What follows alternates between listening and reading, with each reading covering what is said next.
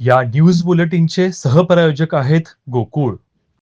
चुरशीने पार पडलेल्या 22व्या महाराष्ट्र राज्य बालनाट्य स्पर्धेत कोल्हापूर केंद्रातून अभिरुची कोल्हापूर या संस्थेच्या ठोंब्या या नाटकाला प्रथम पारितोषिक, तसेच अलंकार कला अकादमी फाउंडेशन कोल्हापूर या संस्थेच्या चेटकिणीच्या बंगल्यात या नाटकास द्वितीय पारितोषिक, दामले विद्यालय रत्नागिरी नगर परिषद शाळा क्रमांक 15 या संस्थेच्या काय ते जुनं या नाटकासाठी तृतीय पारितोषिक, सिटी हायस्कूल सांगली या संस्थेच्या जंगल स्कूल या नाटकासाठी चतुर्थ पारितोषिक, तसेच श्री कांतीलाल पुरुषोत्तम दास शाह प्रशाला English medium secondary unit Sangli संस्थेच्या द कॅसलिंग या नाटकासाठी 5वे पारितोषिक प्राप्त जाहीर झाल्याची घोषणा सांस्कृतिक कार्य संचालनालयाचे वतीने जाहीर करण्यात आली आहे. या 5ही नाटकाची अंतिम फेरीसाठीही निवड करण्यात आली आहे.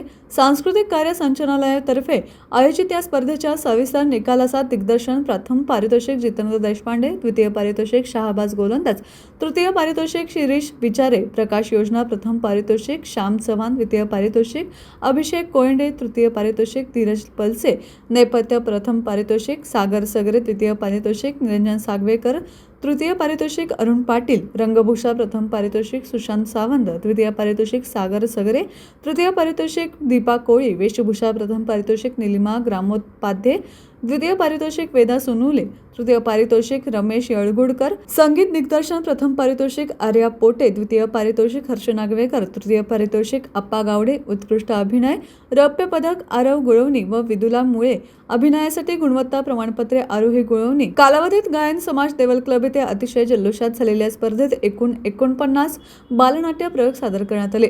स्पर्धेसाठी परीक्षक म्हणून गिरीश भुतकर, हनुमान सरवसे आणि श्रीमती वैदेही चौरे यांनी काम पाहिले. सांस्कृतिक कार्य विभागाचे सचिव डॉक्टर किरण कुलकर्णी यांनी सर्व विजेत्यांचे अभिनंदन केले.